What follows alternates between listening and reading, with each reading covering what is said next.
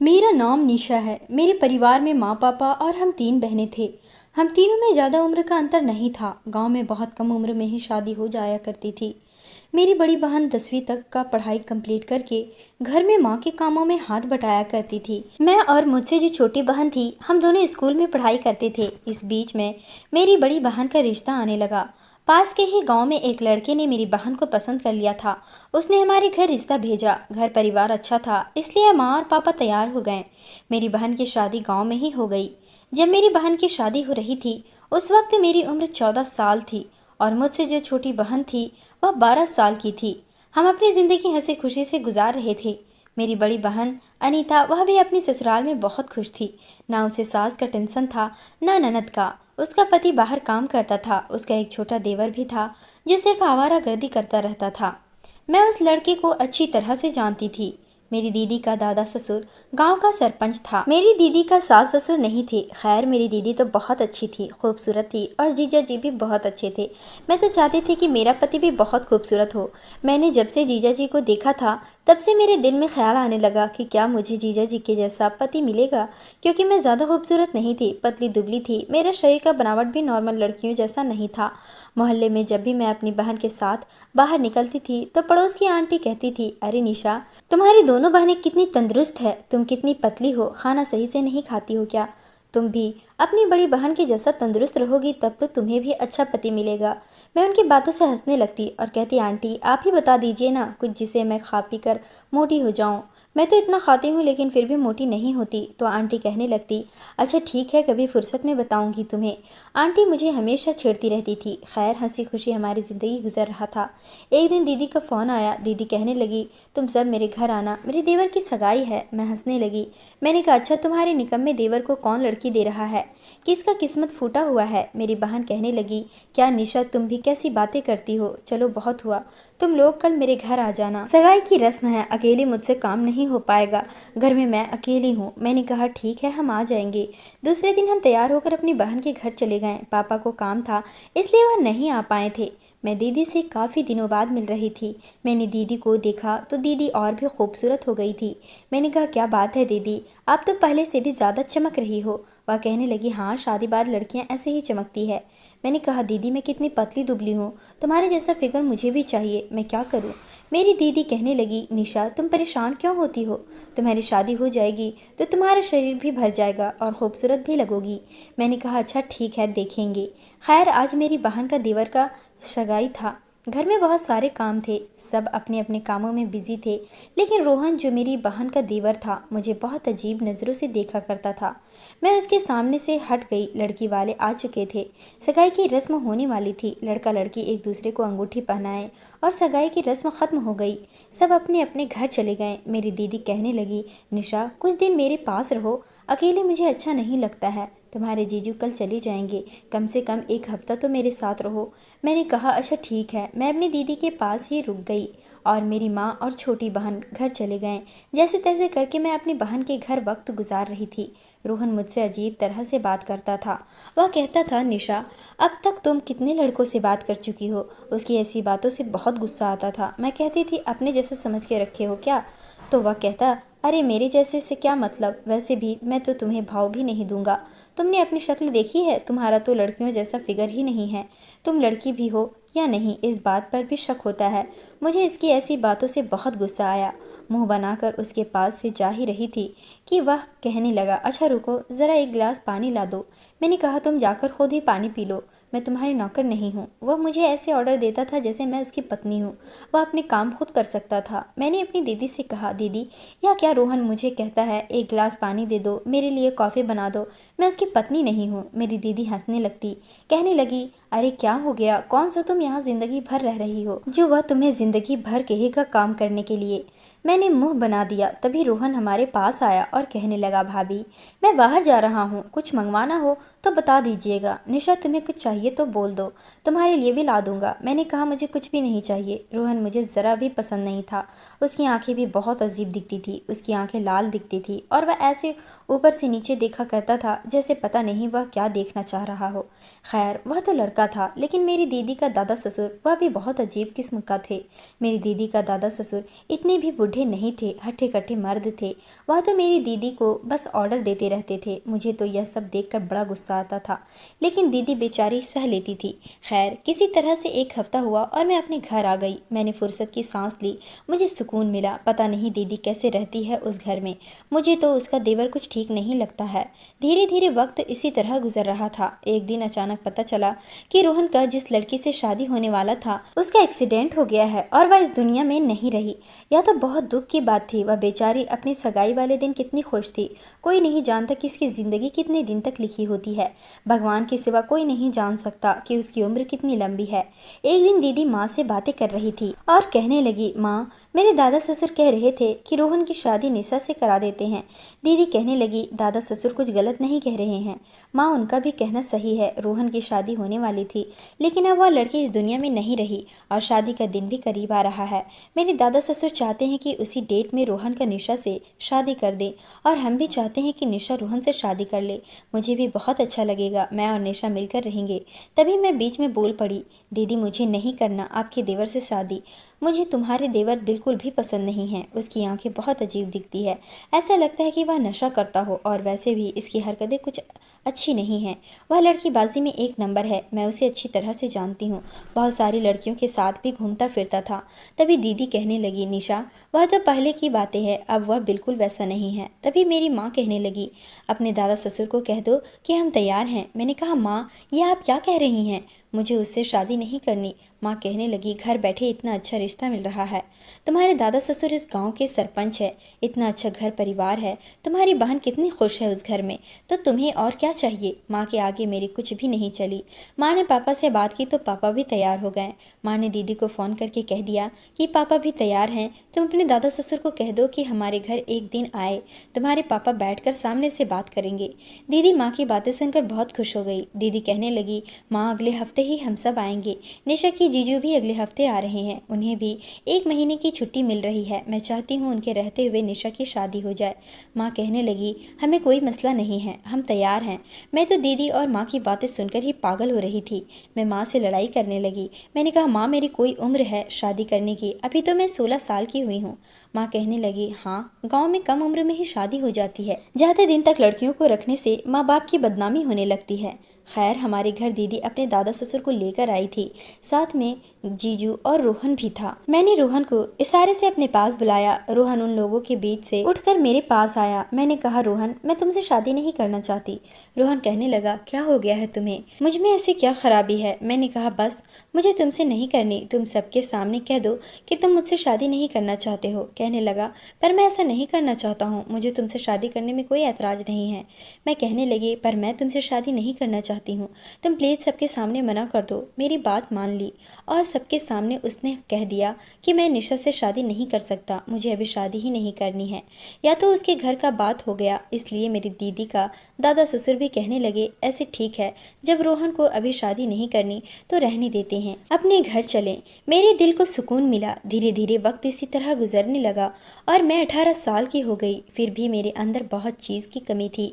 मेरे ब्रेस्ट बहुत छोटे छोटे थे, पर मैं आज भी उसी तरह बिल्कुल पतली दुबली सी। मेरे पापा का दोस्त का बेटा जो दुबई में काम करता था, अंकल ने मेरे पापा से मेरे रिश्ते की बात की थी तो मेरे पापा तैयार हो गए। पापा कह रहे थे, लड़का बहुत अच्छा है, अच्छा कमाता है, हमें और क्या चाहिए। मेरी माँ भी तैयार हो गई। मैं भी बहुत खुश थी कि लड़का दुबई में काम करता है, दिखने में भी अच्छा होगा। पापा ने अपने दोस्त को घर पर बुलाया।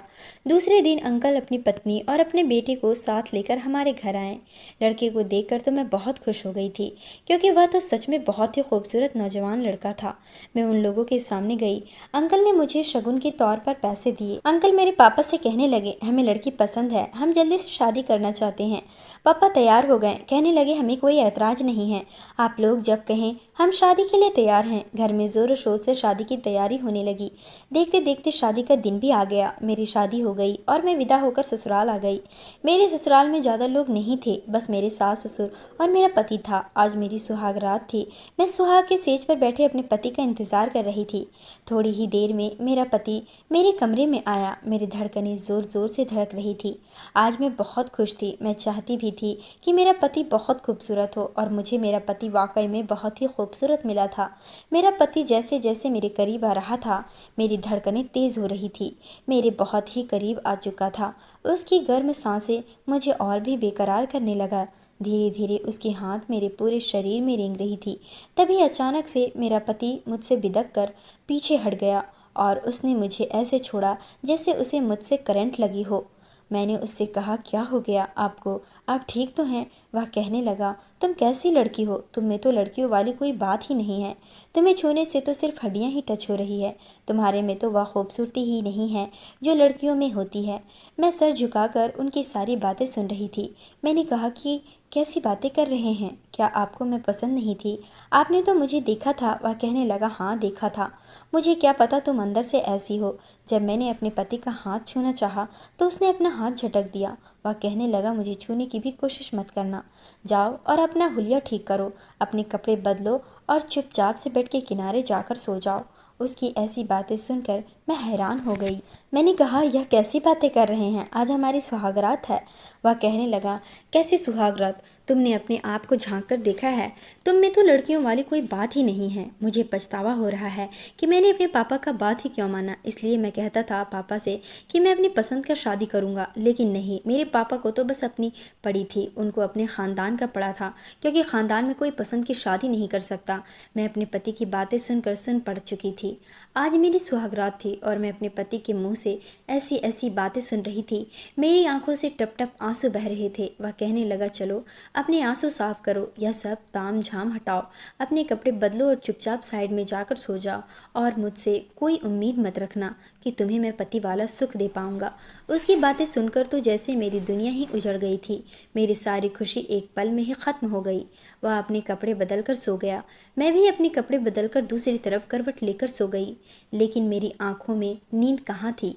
मेरी नींद तो उड़ चुकी थी। आज मुझे मेरी बहन का देवर याद आ रहा था। वो भी तो मेरा मजाक उड़ाता था। काश मैं उस वक्त अपनी सेहत पर ध्यान दी होती। कहते हैं डॉक्टर के पास भी इस चीज़ का इलाज होता है। अगर शरीर ना भर रहा हो तो डॉक्टर दवाइयाँ देते हैं तो शरीर भर जाता है। मेरे शरीर की बनावट भी सही हो जाती, लेकिन मेरी सोच ऐसी नहीं थी। मुझे लगता था कि ऐसे मर्द भी होते हैं जिसे शरीर की बनावट से मतलब नहीं होती है। यह सब सोचते सोचते मेरी आँख कब लगी मुझे पता ही नहीं चला। सुबह जब मेरी नींद खुली तो मैंने देखा मेरा पति अंकुर सो रहा था। मैं जल्दी से उठकर बाहर आई। मैंने देखा तो मेरी सास काम कर रही थी। मैं भी किचन में गई। मेरी सास ने कहा, बेटा आज तुम्हारी पहली रसोई है, कुछ मीठा बना लो। मेरा तो मन ही नहीं कर रहा था कि मैं कुछ मीठा बनाऊं, और मैं किस मुंह से बनाती। मेरी ज़िंदगी तो बर्बाद हो गई थी। मेरा पति तो मुझसे खुशी नहीं था। पहले दिन ही उसने मुझे धुतकार दिया। खैर, मैं अपनी सास के कहने पर खीर बना ली और नाश्ते में सबको दिया।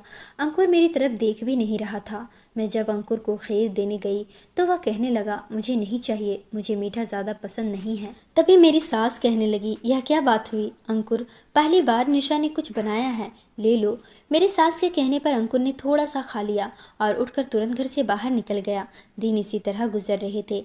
मेरा पति मुझे छूता भी नहीं था, मेरी तरफ देखता भी नहीं था। धीरे धीरे 1 महीना गुजर गया। मैं अपने पति का सारे काम करती थी। इस घर में रहते हुए मुझे ऐसा लगने लगा था कि मैं इस घर की नौकरानी हूँ। मेरा दिन इसी तरह गुजर रहा था। एक दिन दीदी का फ़ोन आया। मैं अपनी दीदी से बात करते हुए रोने लगी। दीदी कहने लगी, क्या हुआ निशा, तुम ठीक तो हो, तुम्हारी तबीयत तो ठीक है? मैंने कहा, दीदी मैं ठीक हूँ। मैंने अपनी दीदी से कहा, दीदी क्या आप ऐसे डॉक्टर को जानती हैं जो मेरा इलाज कर दे? फिर दीदी कहने लगी, कैसा इलाज? मैंने कहा, वह मेरा शरीर, आप तो कहती थी कि शादी के बाद मेरा शरीर भर जाएगा, लेकिन मेरा शरीर तो वैसा का वैसा ही है।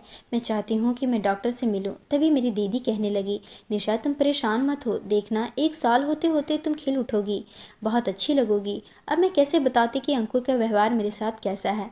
मैंने कहा, नहीं दीदी, फिर भी आप बताइए ना, अगर ऐसा कोई डॉक्टर है तो आप मुझे लेकर जाइए उसके पास। मेरी दीदी कहने लगी, ठीक है तुम आओ 1 हफ्ते के लिए मेरे पास, मैं सब कुछ संभाल लूँगी। वैसे तो मेरा मन नहीं कर रहा था कि मैं दीदी के घर जाऊं, लेकिन मुझे मेरे पति के लिए जाना ही था। मैंने दीदी से कह दिया कि ठीक है दीदी, मैं अंकुर से बात करके आ जाऊंगी। अंकुर जब शाम में घर आया तो मैंने उससे कहा, अंकुर मुझे कुछ दिनों के लिए अपनी दीदी के घर जाना है, मैं जाऊं? अंकुर ने मुझे ऐसे जवाब दिया कि मैं तो और भी टूट गई। वह कहने लगा, मुझे कोई फ़र्क नहीं पड़ता है, तुम कहीं भी रहो, जाओ, जितना मन चाहे उतना दिन वहाँ रहो, मुझे तुमसे कोई मतलब नहीं है। उसकी ऐसी बातों से तकलीफ़ तो मुझे बहुत हुई थी। मैंने अपनी सास से इजाज़त ली और मैं अपनी दीदी के घर आ गई। दीदी घर में अकेली थी क्योंकि जीजू बाहर ही रहते थे। मैंने देखा उसका देवर भी नहीं था। मैंने अपनी दीदी से कहा, दीदी घर में सब कहाँ गए हैं? दीदी कहने लगी, मेरे दादा ससुर काम से कहीं गए हैं और रोहन को पता नहीं क्या हो गया है, तुम्हारी शादी के बाद बहुत बदल सा गया है। वह एक कंपनी में जॉब करता है, बस शाम को आ जाएगा।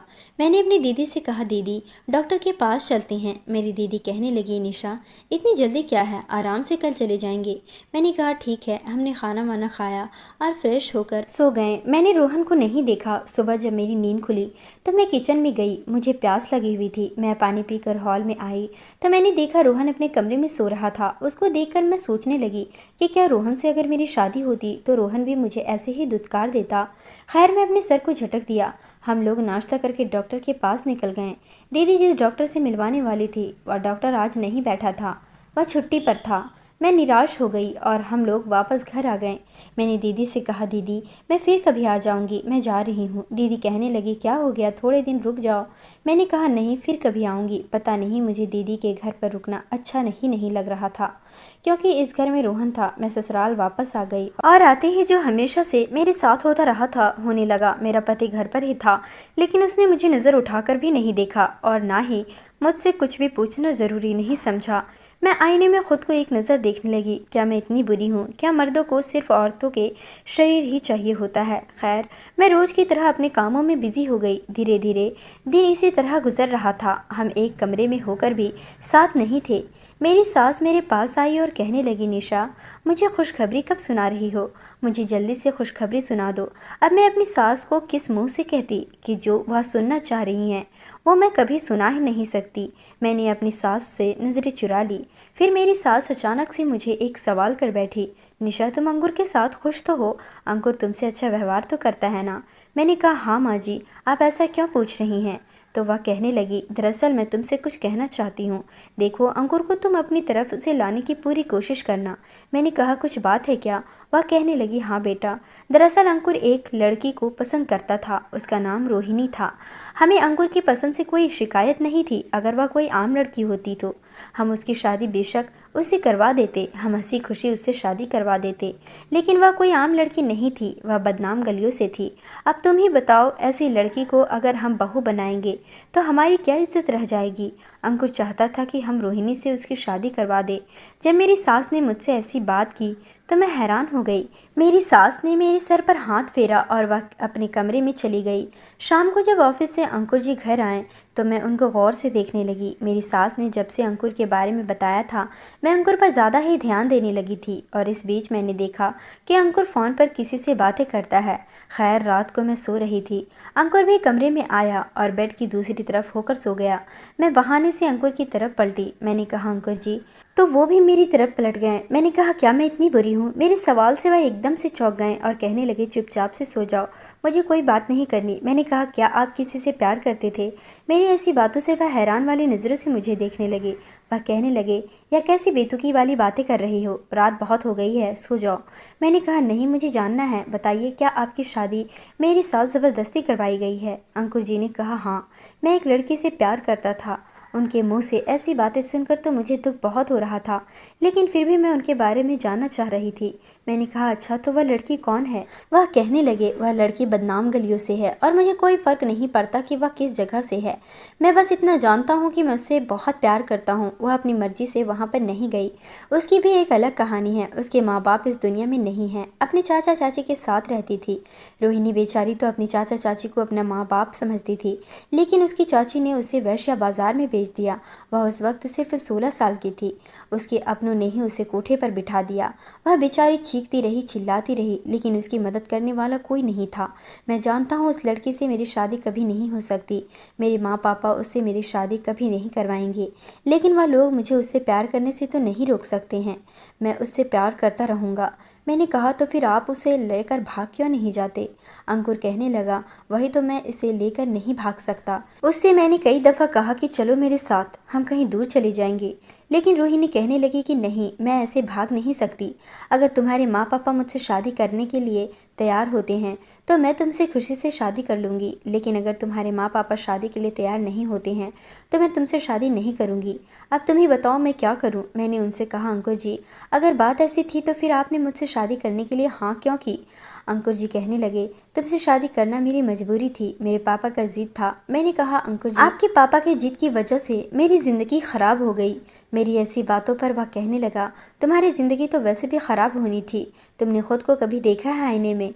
अंकुर की ऐसी कड़वी बातों से मेरा दिल एकदम से टूट गया। मैंने फैसला कर लिया था कि मुझे अंकुर के साथ नहीं रहना।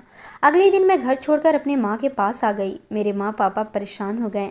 माँ भी पूछने लगी, क्या हो गया है निशा, सब ठीक तो है? मैंने माँ से कहा, माँ मुझे अंकुर के साथ नहीं रहना, मुझे अंकुर से तलाक लेना है। मेरी ऐसी बातें सुनकर मेरे पापा चिल्ला उठे और कहने लगे, निशा, मैंने तुमसे यह उम्मीद नहीं किया था, तुम अभी इसी वक्त अपने ससुराल लौट जाओ। मैंने कहा, पापा मैं नहीं जा सकती। अब मैं किस मुंह से बताती कि मेरे साथ शुरू दिन से ही अंकुर ने मेरे साथ कैसा किया।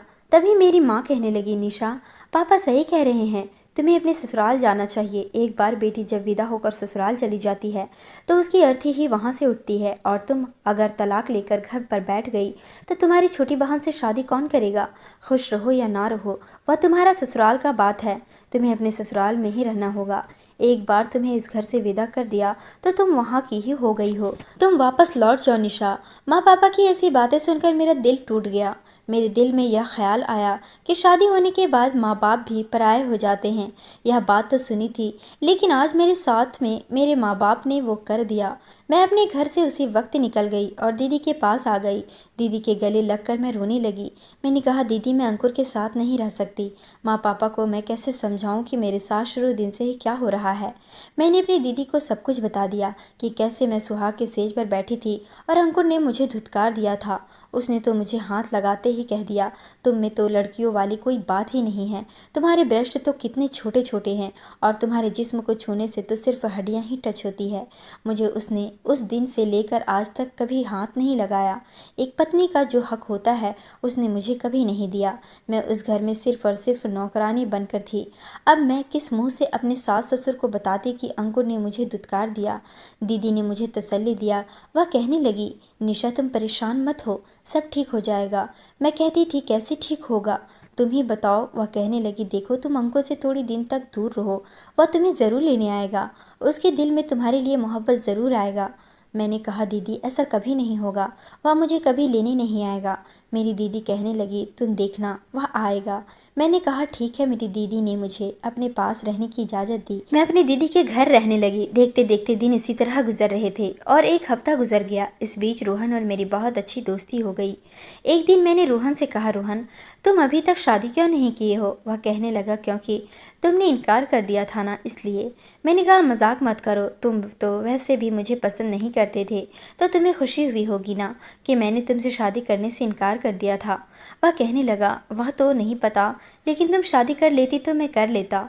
अब तुम नहीं की तो देखो, अगर कोई अच्छी लड़की मिल गई तो कर लूँगा। फिर रोहन ने ऐसी बात कही कि मैं मायूस हो गई। वह कहने लगा, अच्छा मेरे बारे में छोड़ो, तुम अपना बताओ, तुम्हारा पति तुमसे तो बहुत प्यार करता होगा। मैंने कहा, वो सब छोड़ो, मुझे बहुत नींद आ रही है, मैं सोने जा रही हूँ। मैं उसकी बातों का बिना जवाब दिए ही कमरे में आ गई और मैंने दरवाज़ा बंद कर लिया। मैं फुट फुट कर रोने लगी। रोते रोते मुझे कब नींद लगी पता ही नहीं चला। सुबह जब मेरी नींद खुली तो दीदी किचन में नाश्ता बना रही थी। मैं भी दीदी के पास गई और उनके कामों में हाथ बटाने लगी। रोहन भी किचन में आया। उसने अपना नाश्ता लिया पर नाश्ता करके ऑफिस चला गया। एक दिन दीदी के पास उसकी ननद का फ़ोन आया। उसकी ननद बहुत बीमार थी। उसे देखने के लिए मेरी दीदी को अपनी ननद के घर जाना था।